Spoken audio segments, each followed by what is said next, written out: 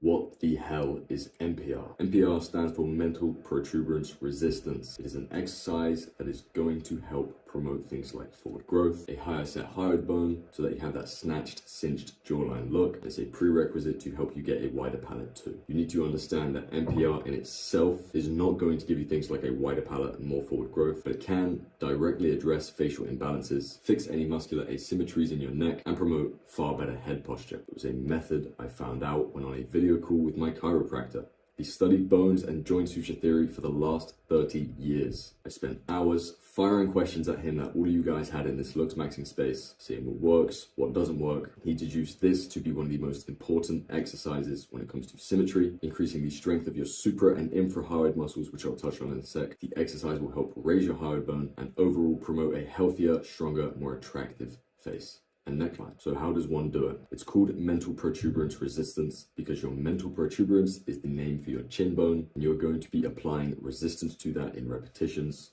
opening and closing your mouth with the resistance coming from your thumbs. You want to place your thumbs underneath your chin. I personally like to put my hands together, looks like I'm praying, and I press the base of my index fingers against the front of my chin for stability, like so.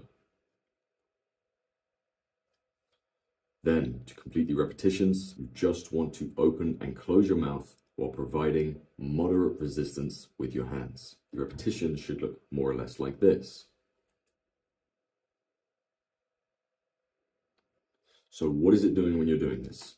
It's directly targeting the suprahyoid muscles. The suprahyoid muscles are the ones above your hyoid bone. There's two things that happen when you strengthen these muscles. One, they obviously get stronger, and two, they will get more taut. Picture a bodybuilder that has trained his arms so much to the point that he can no longer straighten them. That is because the muscle has been trained so much that it has become taut and it can no longer fully release contraction. That's the goal here with your suprahyoid muscles. You want them to become tight. When they become tight, they're going to be suspending your hyoid bone higher all the time, naturally, without you having to think about it. So how should you perform the reps? First of all, it's important to note that if you have any popping or clicking in your jaw area, stop it immediately. There's a sign of early TMJ, and getting a nasty case of TMJ is going to screw over your jaw gains and give you some long-term issues.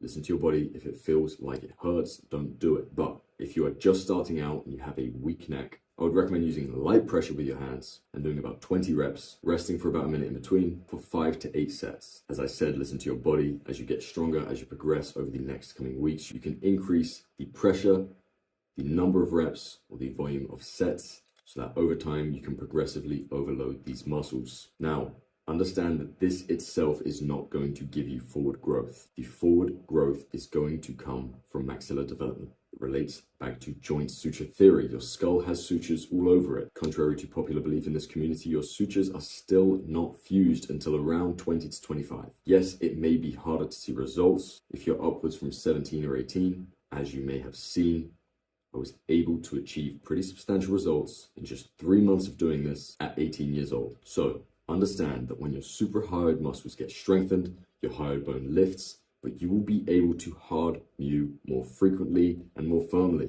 Some people like to say that thumb pulling is far more effective. Personally, I disagree. Maybe you can get more maxilla development from just thumb pulling, but you neglect all of the muscles that come from hard mewing as well, like engaging the deep neck flexors, the infrahyoids, and the suprahyoids. Think of frequent hard mewing as like an all-in-one, and consistent pressure can also be beneficial too, instead of thumb pulling, which is just 5 to 10 minutes of extreme pressure, and then for the rest of the day it has all of that time to revert to what it was before. Ideally, any single time that you are not talking, eating, or hard exercising, you should be trying to at least mew, if not hard mew. When you start, you will be feeling such a burn in all of your neck muscles, because it is intense. And it is up to you how much you do it, but just bear in mind, the more you do it, the better your results will be. Hard mewing enough will widen your palate, creating better development of your maxilla. If you don't know, a wider, more developed maxilla is viewed as more attractive. It promotes healthier airways. That's why this exercise is so damn useful. Now,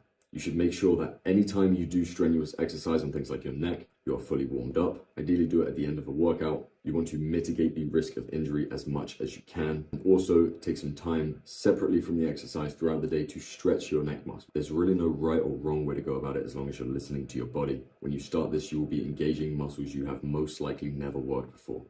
So take it slow, listen to the stretches your body is telling you that it wants, and by building consistent, sustainable habits, you can see real progress within a matter of months. As always, if you have any questions, let me know. Best of luck, gang.